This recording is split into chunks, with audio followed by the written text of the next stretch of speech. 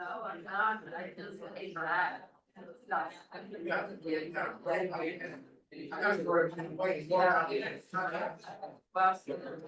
That's crazy.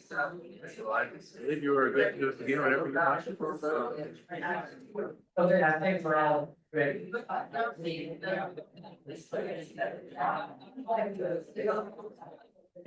loud enough? Can you hear me?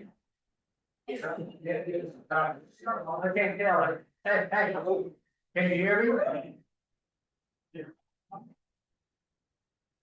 So the noise in the audience, I can't tell. Is this loud enough? I think it's good. It's okay? Okay. Okay, I'm gonna talk about the Declaration of Independence, which is coming out. And in a letter he wrote about 10 days before he died, in late June 1826, Thomas Jefferson said he thought that the 4th of July should be celebrated the rest of this nation's history. I don't think he had in mind a cage fight. Anyway, with this, we are in some sense celebrating the Declaration. And I want to talk about how it came to be written, why it was written, the process by which it was written, and then go over it in some detail, what it actually says. Now, the first thing is, when you're a historian, you always want to start at the beginning. Well, if we had like 3 or 4 days, I want to start this about 1748, when the British start tightening up on their administration of the colonies. I mean, in truth, in this 18th century, first half of the 18th century, Britain was very lackadaisical about its American colonies, mainland colonies. In part because the mainland colonies didn't amount to much. I mean, it's hard for us to believe, but there were individual sugar islands in the West Indies that brought more money to Great Britain than all 13 colonies. So we were not on the front burner. But in 1748, they realized that they had a slowly growing empire, and they needed to develop administrative procedures for handling it. So they began to enforce the rules. That always had rules that just hadn't enforced. One of the rules, for example, was before any law passed by a colonial legislation took effect, it had to be approved by the boards for trade in England. They just ignored that. The colonies ignored it, and England ignored it. And then in 1749, they said, well, we need to start enforcing these laws. And so Virginia has recently kind of remodeled and revised and updated its laws, and having gotten permission. And so the Board of Trade thought we would start with Virginia. And they looked at these revised laws, and they voted 10-9. This is the first time this has ever happened. Or this always has been legal or possible. And this shocked the colonists that England had begun to interfere with their lawmaking. So that it begins the process in 1748. For the next 12, 15 years, England is going to systematically review American laws and start passing taxes. The American colonies paid almost no taxes, unbelievably undertaxed. So they were under-administered, and undertaxed. And England begins to, in some sense, begins to modernize. When I was in high school, we talked about the French and Indian War, which you probably remember from high school too. And later became known as the Great War of the Empires. Anyway, the Great War of the Empire was actually World War between England and France. Some of it took place in North America. And England won that war, but at a great cost. So England's national debt doubled. And now it had gotten France off the North American continent. So it decided with this much bigger empire, we need to expand our administrative procedures. We need to build a fort in the West. And we need to start reimbursing ourselves for this World War. And since we had fought this war, mainly to protect the non-American settlers from the French, And they pay no taxes, they should pay taxes. Not nearly as much as the industry will pay. So they began to pass a few taxes, and they passed things like the two-penny acts. I'm not going to go into all these acts, but you'll know if I mention them, you'll remember them from primary school or high school. You know, the two-penny act, the sugar act, the stamp act, the revenue act, the tea act. These acts are all, they're all incredibly minimum. I mean, the tea act, the British thought was sort of a favor to the colonists because it reduced the price of tea. But the Americans started beginning to see all these acts as a slow infringement on their rights. And the British couldn't understand why the Americans were acting the way they were, because they thought when the Americans were undertaxed, they basically had all our own rules. And they were acting like some unruly children. So we need to kind of spank them. And the more the British did that, the more the Americans began to react. And the Americans began trying to think, what is behind England's tightening the rules, passing all these new laws? Is there some idea behind it? And dozens of pamphlets began being published, trying to explain all this.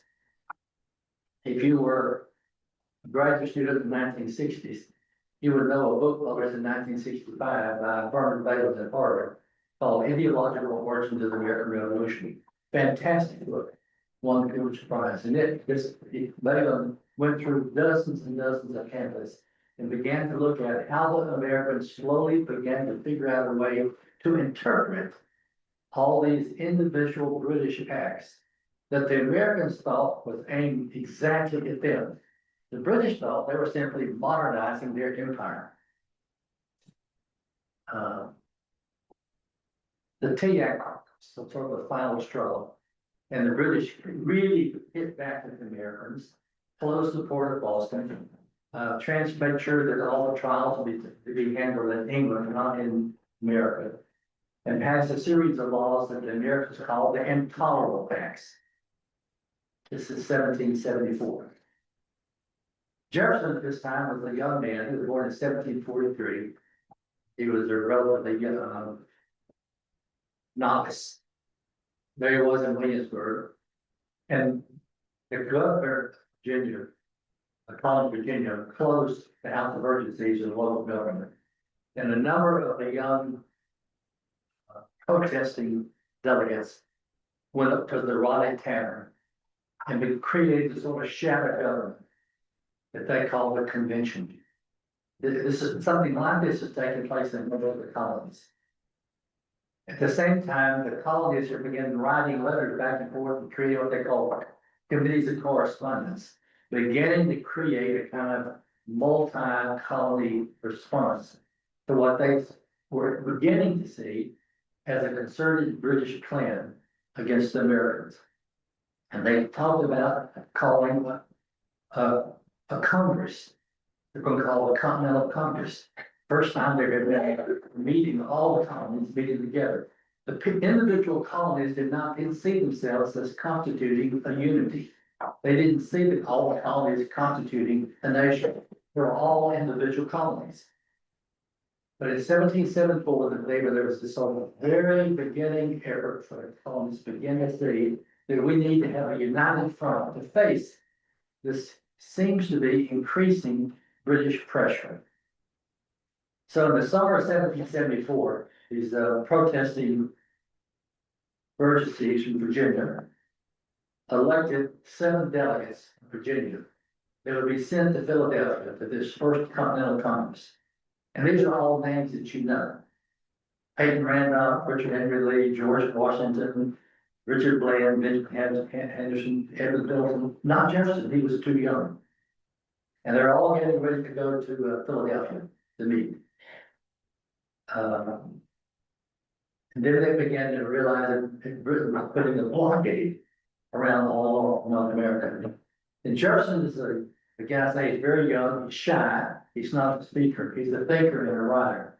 And he's beginning to try together with his mind a way to analyze and interpret what is happening here. What is Britain's ultimate goal?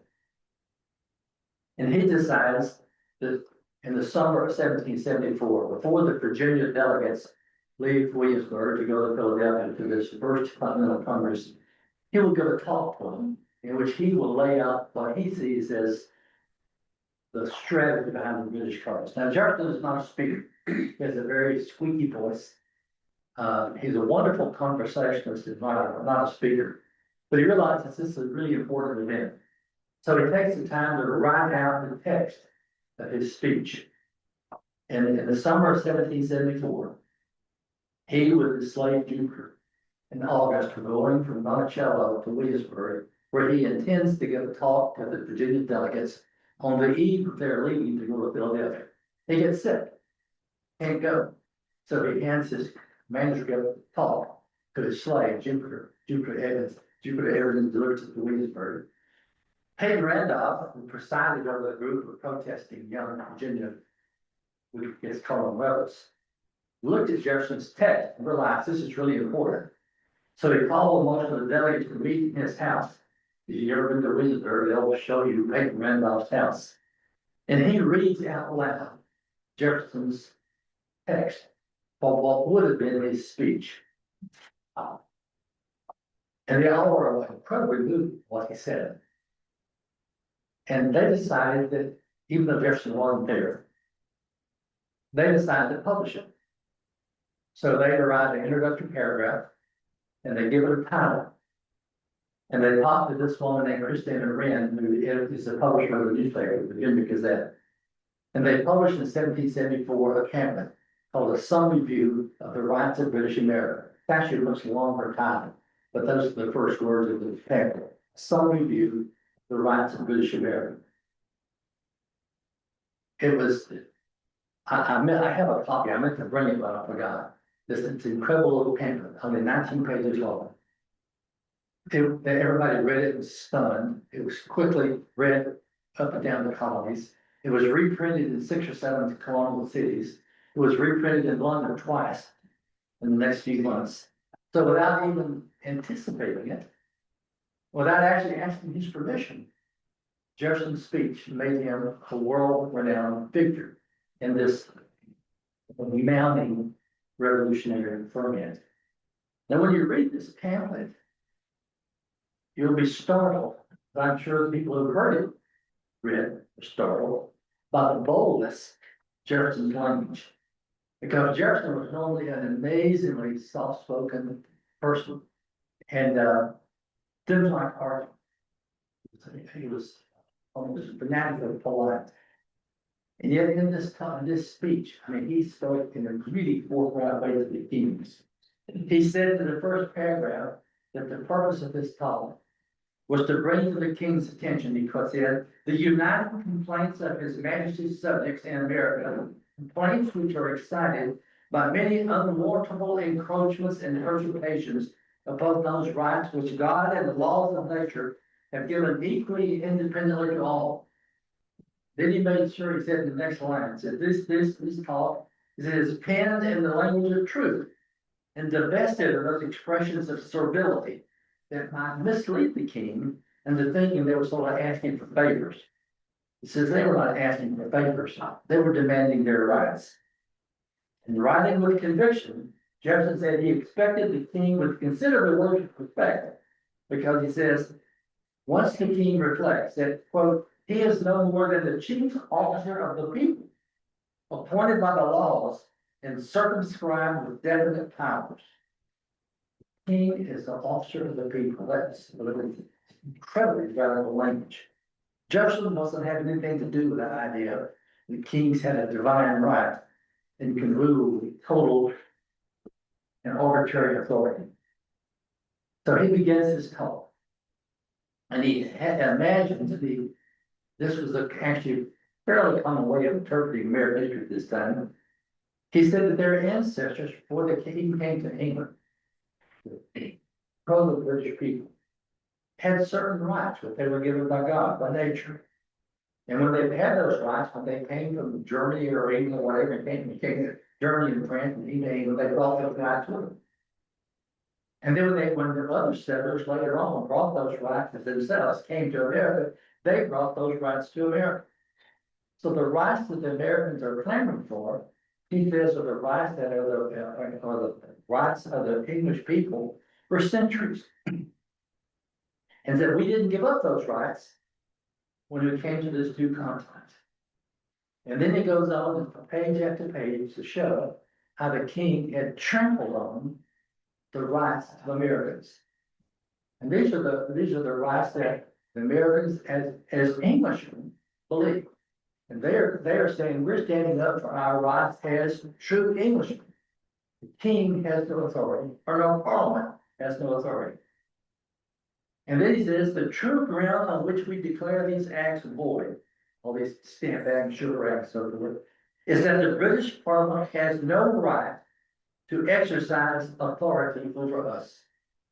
I mean, that would have been astonishing to the king. That the king has no right to exercise authority over us. That was really throwing down the gauntlet. And then Jefferson made clear that the colonists had been long suffering. They're not just like kids getting mad off the bat. He said, you know, scarcely have our minds been able to emerge from the astonishment into which one stroke of parliamentary thunder has involved us, before another heavy and more alarming one has fallen upon us. He said, single acts of tyranny may be ascribed to the accidental opinion of the day.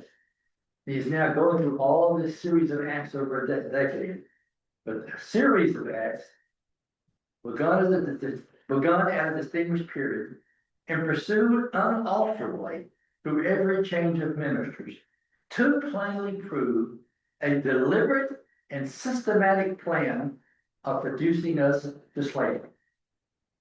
This is going to become the theme of American culture, that there is afoot in England a British conspiracy against the liberty of Americans. And they're going to, it's kind of ironic, they're going to use the idea that we are being enslaved. That is the point of British policy. George Washington later on said, we don't stop this, that we're going to be as much slaves as these blacks around us are slaves. They don't, don't they sort of see the paradox? But they don't. And they people have actually argued that their familiarity of slavery in their midst made them that much more sensitive to what an absence of liberty meant. And then Jefferson goes on and kind of does a kind of history of the last 15 or 20 years. And it's not a fair history. I mean, he's not attempting this dispassionate account. He's seeking to shame the crown and the parliament into changing their behavior. He excoriated British officials for everything from their over-harsh response to the Boston Tea Party to their disallowance of laws passed by the local legislatures. And then one thing he points out, he says, one of the laws that they disallowed, he most is annoyed by, he says, the abolition of domestic slavery is the great object of desire in those colonies where it was unhappily introduced in their infant state. But said our every attempt to end the importation of slaves has been stopped by the kings. Now, when Jefferson says this is a key part of our protest, he's actually there privileging his own views, not the views of the colonists. But this is one of the first public expressions on Jefferson's part of his opposition to slavery. And he talks about how terrible African slave trade was. And he says how the rights of human nature are deeply wounded by this infamous practice. And again, he is here stating his opinion more than the colonists' opinion. But a lot of people must accept it because they didn't excise that portion from his speech when they turned it into a pamphlet. Near the end of his address, Jefferson addressed the king directly. Remember, this is incredibly, shockingly bold for a colonist to be speaking so bluntly to the king. He said, the king says, let him remember that force cannot give right. Then he said that these are our grievances, which we have thus laid before his majesty, with that freedom of language and sentiment which becomes a free people, claiming their rights as derived from the laws of nature, not the gift of the chief magistrate. Let those flatter who fear. It's not the American party says. They know and will therefore say the kings are the servants, not the proprietors of the people. Open your breast, sire, he says to the king. Open your breast to liberal and expanding thought. Only aim to do your duty, and mankind will give you credit. This, sire, is the advice of your great American council, on the observance of which may perhaps depend your felicity in future fame. It is neither our wish nor our interest to separate from Great Britain, but Great Britain has to change its ways. At this moment, 1774, the colonists are not declaring independence. They're not asking for revolution. They're asking for reform on the part of Britain and reconciliation, not revolution. If Crown and Parliament would simply redress the outrages that Jefferson listed, then he says we can continue to live in harmony. And he says that, and that he says is the fervent prayer of all the British citizens living in America. We're British. We're asking that you recognize our British rights and recognize the rights inherent in the people. They don't come down from the king. And he probably here was representing the beliefs of most people in Virginia.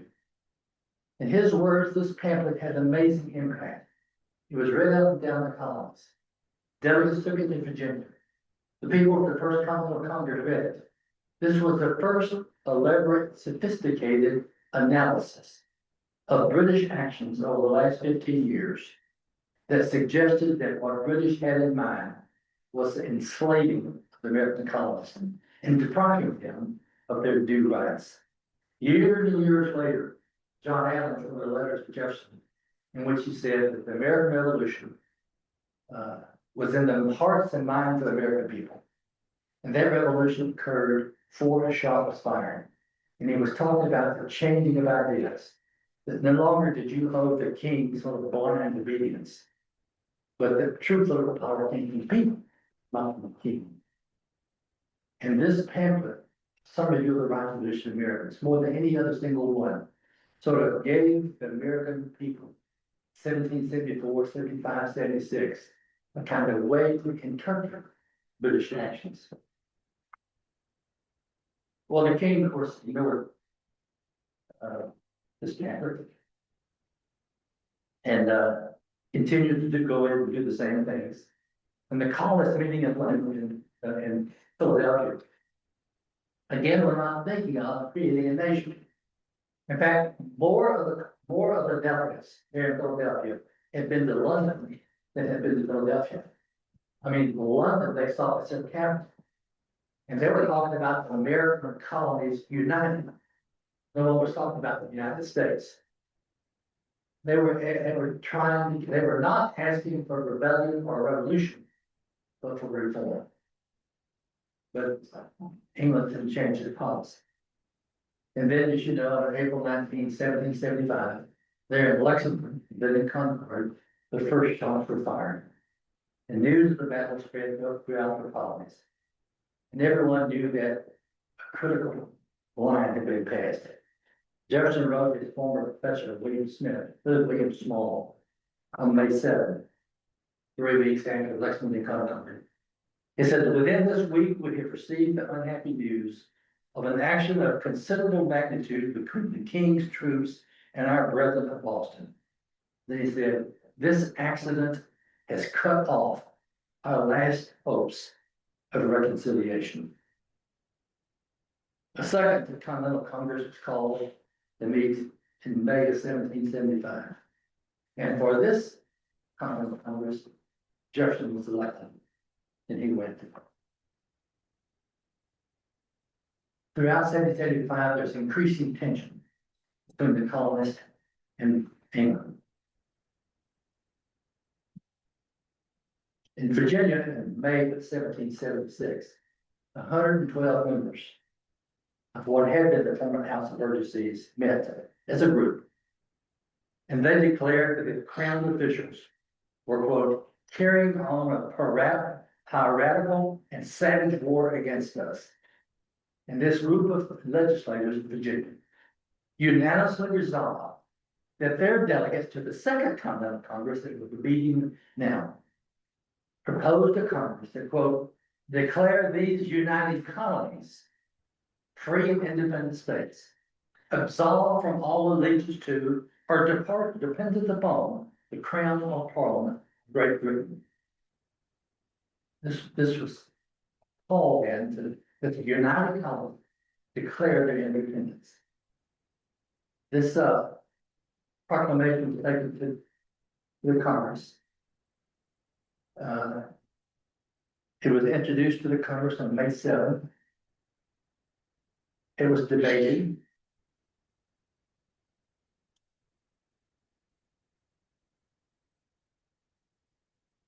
Jefferson wished he weren't there.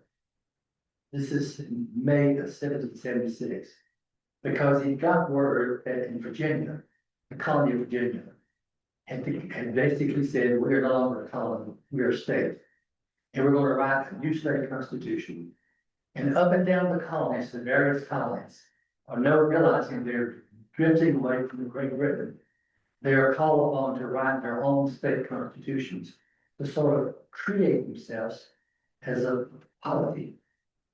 And Jefferson thought that was the most important thing happening, is creating a new government.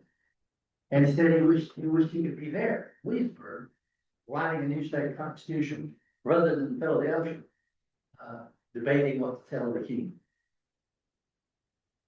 But there he was in Philadelphia.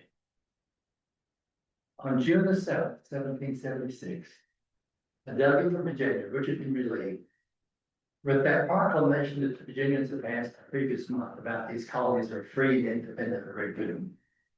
He offered a resolution to the Second Continental Congress.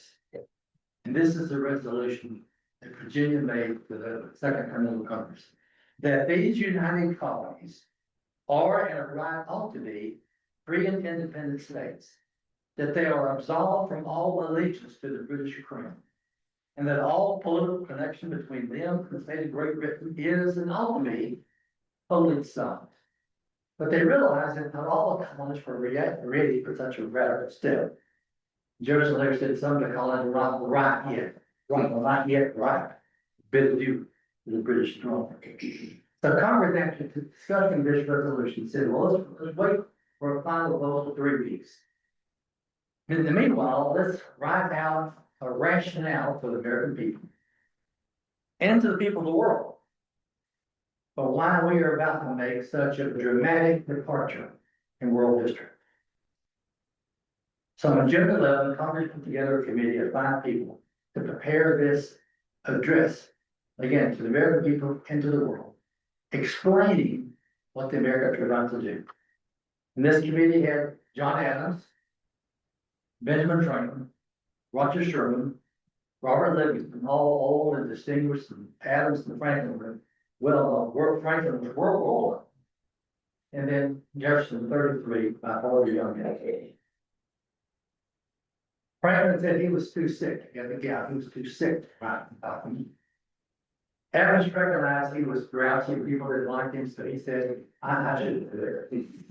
They all had just read Jefferson's candidate, and they all knew that Jefferson could write. As Adams said, Jefferson had a quote, a peculiar felicity of expression. So they asked Jefferson, the youngest one, to write this pamphlet. Jefferson didn't want to do it. He wanted to go to Virginia, where his wife was sick, and he wanted to write the Constitution of Virginia. But his brother, he knew it or not, he sort of had an appointment with destiny. And he took it. Now, at this moment, he was thinking early June, he was really still thinking more about Virginia than about this declaration. And he got word that George Mason was sort of in charge of writing the Constitution of Virginia. He liked that because he respected George Mason. And then he read in the newspaper a series of rights. Virginia had issued a Board Order Constitution and written a document called Virginia Bill of Rights. Mainly written for things. And Jefferson was very pleased to read it because he saw that those rights were very much the same as his rights. And in fact, he goes on to take some of those Bill of Rights and rewrite them in his Elizabeth way, in a way that we'll understand. But he actually sits down there in Philadelphia and he writes out 3 successive proposed constitutions for Virginia. And you can read them all. You can sort of go through these 3 constitutions and rights of Virginia, and sort of see the evolution of his political beliefs. And I wish I had time to talk about it, but it's amazing to see how you can sort of see how his brain works. Jefferson broke everything down. He took notes on everything. If he spent 10 cents to put grease on his axle, wherever he recorded. He recorded when the fresh vegetable first appeared in the market of Washington. When he rode around Monticello, he recorded the temperature of the springs. He wrote everything. So when Jefferson's thinking about something, you can usually trace it point by point by point as his mind draws. And it's fun to kind of do that. But this is not the time. But he does in his proposed constitution propose that as of a certain date, there shall be no more slavery in Virginia. Now, he's not able to get his proposed constitution to Williamsburg in time for it to have much impact. If it had got there, and if the delegates of Virginia had accepted it, Virginia would have had the most progressive constitution in the world. But they don't get there. So he sends a constitution, so he sends them all on June the 13th to Williamsburg. Don't get there in time. Then he has to turn his mind to what he was appointed to do on this committee, to write an explanation for colonists declaring their independence. Now he was amazingly worded this time because his wife was really sick. And he kept writing. He actually wrote several letters. Can you send somebody to replace me? I have an indispensable obligation to go to my wife, but they don't send that replacement. And he has to go to sort of compartmentalize himself. He can sort of be incredibly consumed with guilt or grief, then he put it aside, then he can work. So anyway, he directs himself to writing this document. And he writes, he has a little slant top desk. And he writes sort of night and day. He does take breaks. He goes out, does a little shopping. We know he pays to see an elephant on display. Jefferson got his life often paid money to see things. Like once he's paid to see a really big pig, Mexican in Virginia. Once when he was in London, he went to public garden and paid to see what was said to be a talking pig. Anyway, so he does some shopping. And then he's writing this outline. And he knows that there's a British flotilla aimed toward New York. And he gets word that the squadron's about to go into Charleston. So they realize that they're going to be writing this document declaring their independence. The British forces are bearing down on them. And they know that what they're doing is decidedly treason. Later on, 50 years later, in 1821, he wrote he talked about writing declarations. And he said he consulted no books. He was obviously aware of all the scholarship. He had read the pamphlets. He was familiar with political philosophy and legal history. He obviously knew John Locke and David Hume and Montesquieu, and he was a masterful synthesizer. He could read these political writers. He could read from this plethora of pamphlets being published. He could hear discussion, and he could synthesize the ideas.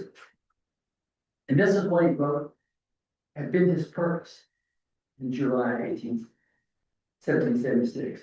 This was the object of the Declaration of Independence, not to find out new principles or new arguments never before thought of, not really to say things which had never been said before, but to place before mankind the common sense of the thought subject in terms so plain and firm as to command their assent, and to justify ourselves on the independent stand we are compelled to take, neither aiming at originality of principle or sentiment, nor yet copied through any particular and previous writing. It was intended to be an expression of the American mind, and to give to that expression the proper tone and spirit called for by the occasions. So that was what his purpose was. He wanted in this document to capture the expression of the American mind and to give it the proper tone and spirit. So he begins to work. Because we have all the drafts. When they got a draft written, he submitted the first copy of the draft to Benjamin Franklin and John Adams. He said, "You have a much wider range of experience than I do, so look at this and let me know what you think." We don't know what they said. We didn't know they apparently made very few changes. There's a legend that in that very famous first sentence where it says, "We hold these truths to be self-evident." We know that Jefferson had first written, instead of self-evident, the words sacred and undeniable. And he changed that to self-evident. And there's a rumor that Franklin made that change. There's no evidence of that. Franklin never claimed it. Jefferson never claimed it. And the change in wording is in Jefferson's handwriting. But there are people who still argue, even Walter Eisenhower, in the book, still argues, Eisenhower wrote on Franklin's way, not Franklin, argued that Franklin made that change. But again, I said there's no evidence for it. And then it doesn't seem that the other committee members made any changes whatsoever. And then they had printed out real quickly a draft of this draft with Jefferson's changes and submitted to Congress. Now, the other members of the committee hadn't gone over very carefully, but the Congress did. The Congress went over the Declaration of Independence, word by word, sentence by sentence, phrase by phrase. They changed words. They omitted chunks of writing. They made some things more succinct. Several times they thought he hadn't been quite fair to the British people. They took things out.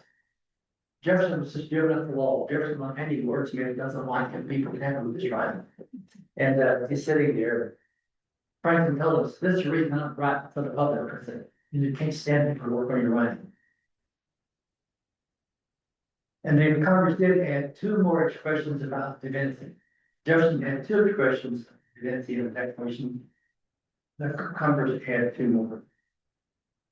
Anyway, the consensus is today that all the changes made probably improved, but a full 90% words that exist in the final copy of the Declaration are Jefferson's words. One omission really annoyed him.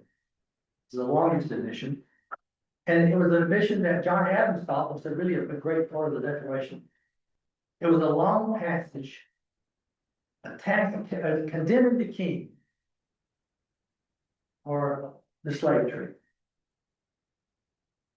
He said, "The king has waged cruel war against human nature itself, violating its most sacred rights of life and liberty in the persons of a distant people, Africans, who never offended him, captivating and carrying them into slavery in another hemisphere."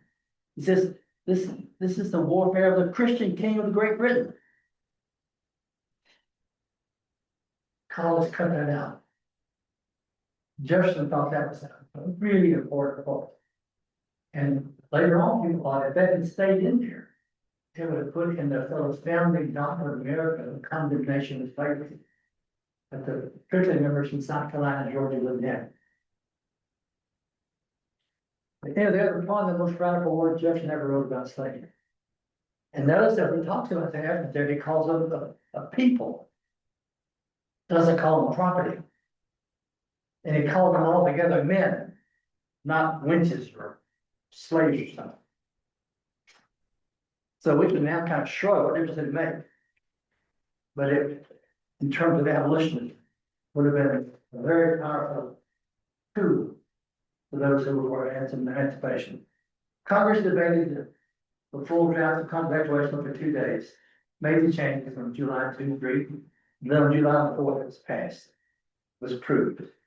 Within days, an official copy was prepared. It took a while for everybody to sign it. And then it was read. It was read to Washington soldiers. It was read from courthouses. It was eventually published in newspapers up and down the colonies. Jefferson had no idea. These are the most famous words he ever wrote. The familiar first sentence needs to be broken down into parts. It begins with, when in the course of human events, it becomes necessary for one people to dissolve the political bands which have connected them with another thought. Stop there. Becomes necessary for one people. With that phrase, one people, Jefferson, in essence, was creating a union of the polities of the political organizations, the colonies. He's not talking about merging different races and ethnicities and religions into one people. He's talking about an amalgamation of political polities. And blend into one common people. We even the nation today don't have a sense of a people that accepts Christians and Muslims and blacks and all that kind of stuff. And then it says to continue with that sentence. When the horse events. And to assume among the powers of the earth the separate and equal station to which the laws of nature and nature's God enable them. Here Jefferson is arguing that the laws of God and nature, the people, are the origin of political power, not any king or any kingdom. Specifically, he's writing, the king does not hold ultimate authority over the several millions of people living across the ocean from his realm. Sovereignty, he says, political sovereignty doesn't come from the king. It resides in the people.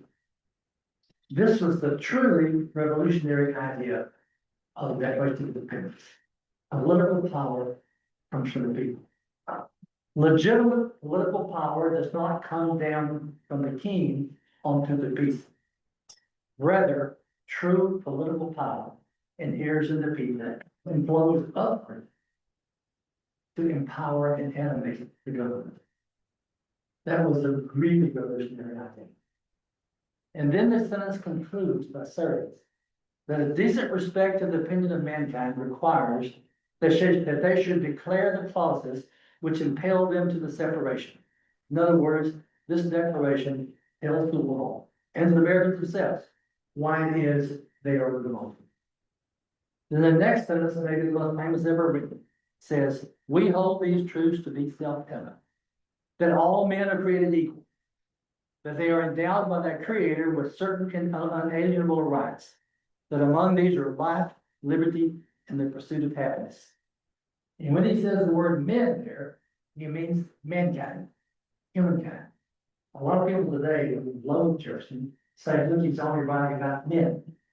But when you see what he writes about slaves, when they're taking men and women as masters, he says enslaving the men. He's using men in the older way of mankind.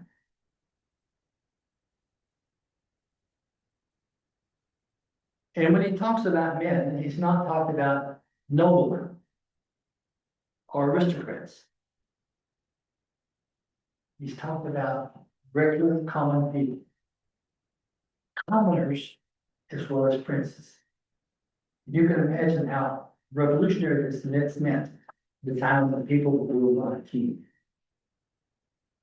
When he talks about equal rights, when they're equal, it doesn't mean equal in money or talent or size or speed. It means equal in fundamental human rights given to them by God. When he talks about life, liberty, not property, but happiness. This pursuit of happiness was meant to encompass all that brings a sense of meaning in human life. It was meant to be a sort of capacious listing of goods, ranging from physical well-being to happy children to abundance of good friends to enjoying the pleasures of life. Then after this sort of philosophical beginning, Jefferson summarized the locking argument as to why humans created governments. That is, what is the instrumental purpose of government? And he says these are the human rights. And therefore, when the government does not serve those rights, then it's illegitimate.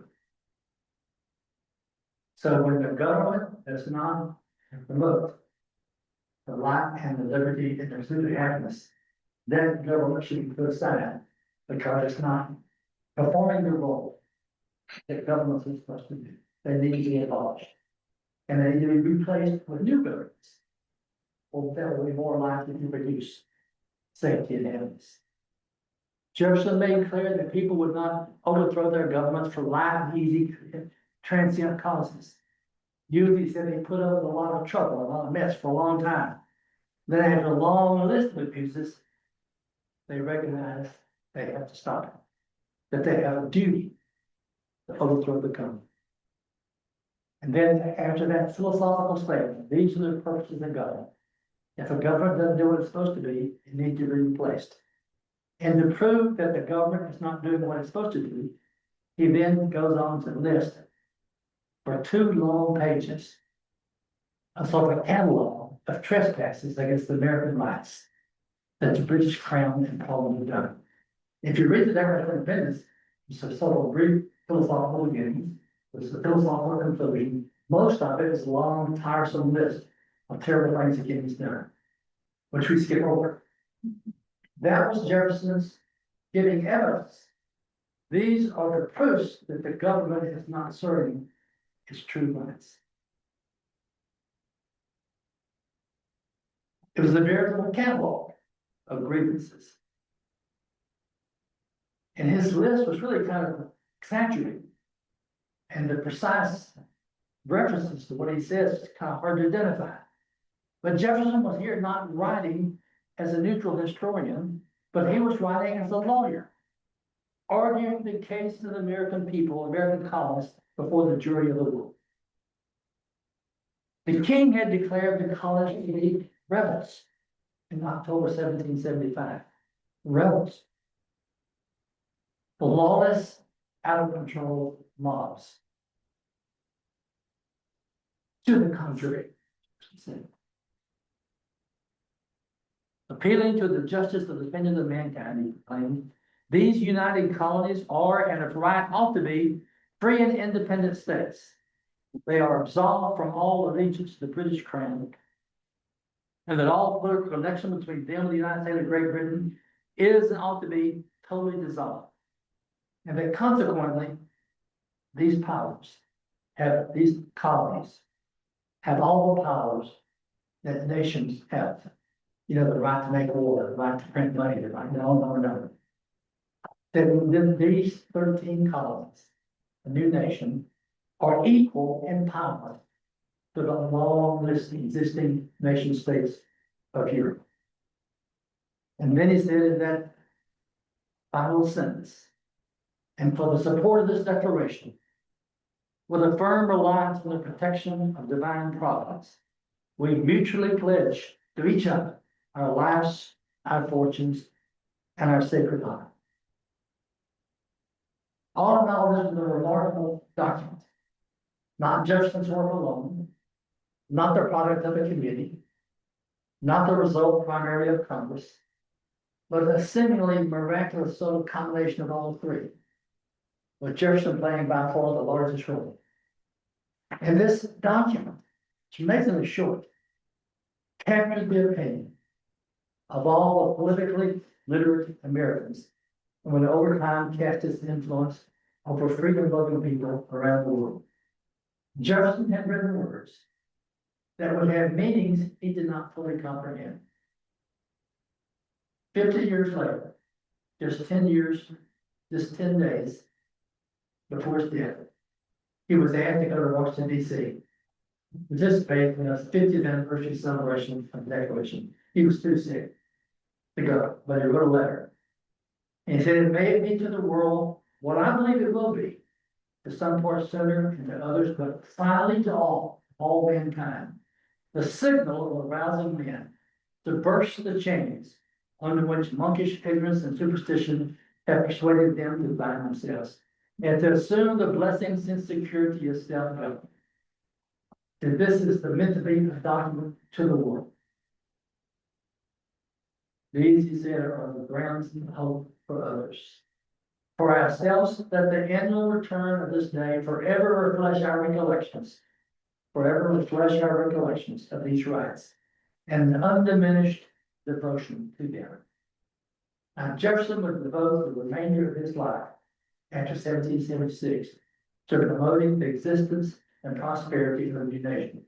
The fundamental first cause of Jefferson from then on was the survival of the nation. At the very end of his life. He had a visitor before he died. Talked to him. His visitor wrote, he talked about dying, he said, but not with fear. He talks about dying almost as though it looks like being caught by surprise by a shower. Big surprise, but accepted. A week later, he died. He struggled to stay alive, and July 2nd, July 3rd, clearly he struggled to stay alive to live for his wonderful fourth. That later that day, the third, the clock was ticking, he flipped the clock. He asked several times, is it the fourth yet? And then midnight, the fourth of arrived. He signed over a couple of times the next morning. He asked for some water, put a wet sponge to his mouth. Then a little afternoon, his eyes closed forever. His grandson reached down and closed his eyes. He died on the 50th anniversary of the writing and full of American independence.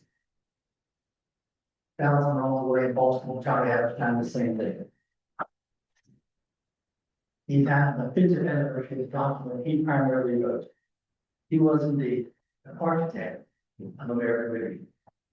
Now let me read part of it. This is how people at the time learned about it. The unanimous declaration of the 13 United States of America, not United Colonies. When in the course of human events, it becomes necessary for one people to dissolve the political bands which have connected them with another, and to assume among the powers of the earth the separate and equal station to which the laws of nature and of nature's God entitle them. A decent respect to the opinions of mankind requires that they should declare the causes which impel them to the separation. Impel them, force them. We hold these truths to be self-evident, that all men are created equal, that they were endowed by the Creator with certain unalienable rights, that among these are life, liberty, and the pursuit of happiness.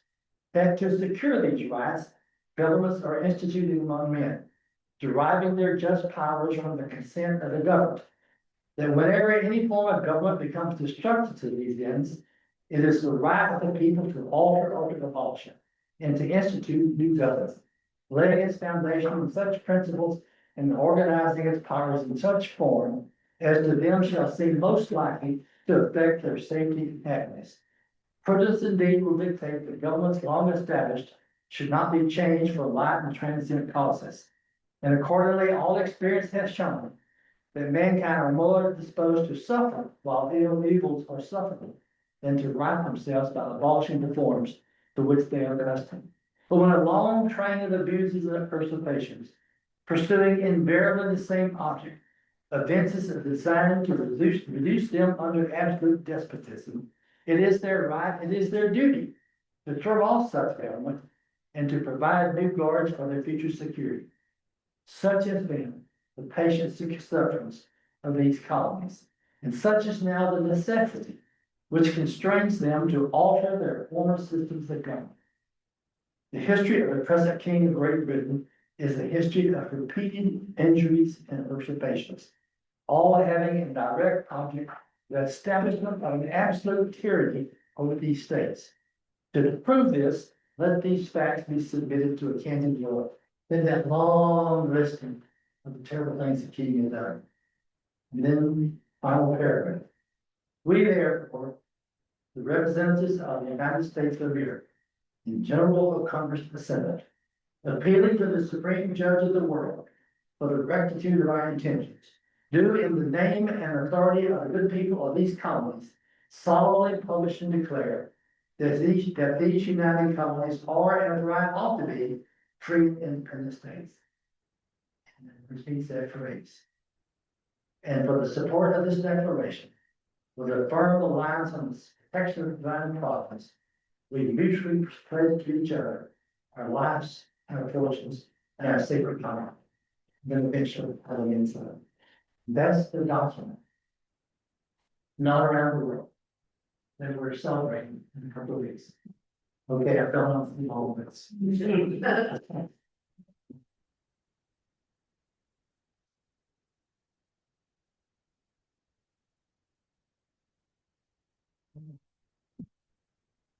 I recommend you go to Google. Oh, it's a lot in those short words. Okay, well, any questions? These are all the plans. I have a question that goes way back to the beginning of your talk. Okay, Were there actually any British subjects who had the rights that Jefferson was claiming in that 1774 pamphlet? they argued that all Englishmen in theory had these rights.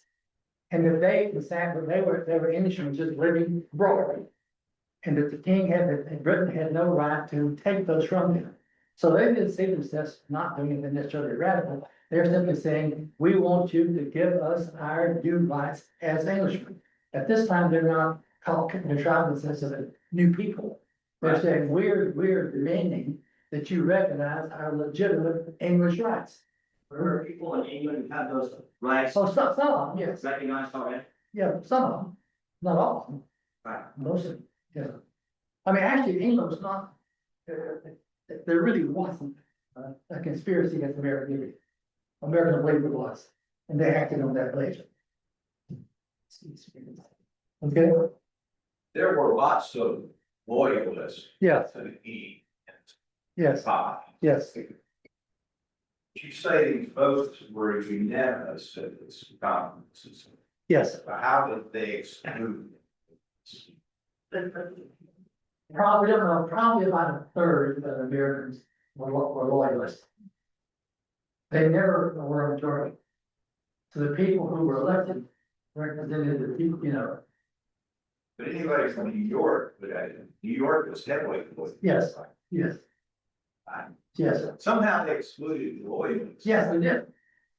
But it was a majority, that's always the problem of majorities. There's always a minority. And Jefferson later on, when they're claiming in his first inaugural address, that a majority, to be fair, have to recognize the rights of the minority. Not all people today, or anytime do that. But the people in the Second Continental Congress, this was a majority opinion. And they represented probably the majority of thinking literate people. But there was different states, different amounts.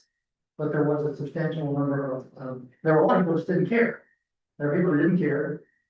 There were protesters and there were loyalists. Lawyers going out. Okay, okay. So once it was written, how was it distributed, publicized, how did It people was, know? of course, there's no mass things. Right, So it was sent by mail. It was printed in broadsides. It was reprinted in newspapers. So there were, within a couple of months, any tavern that you go to, you might see them tacked on the wall, this one page document. But it took a long, and it wasn't even first. It doesn't say at the bottom, written by Thomas Jefferson. So it took a while before it was sort of understood that he was the primary author. The people who there. Is any of the verbiage in the Declaration of Independence reflective of what's written in the Magna Carta? A little bit, I mean, a lot of the values about freedom of the press and all that kind of stuff, that, and the kind of limiting of the power of the king, that reflects Magna Carta. But Jefferson read all this stuff, so I say he's a matchable synthesizer. You can find hence what he's saying in a huge amount of literature, because you read all the literature and he synthesized. So if you want to, you know, here's Montesquieu, or here's John Locke, or here's so and so. So that's what he tried to do. He said this very, not saying anything new, but to sort of capture the sentiment of the American people.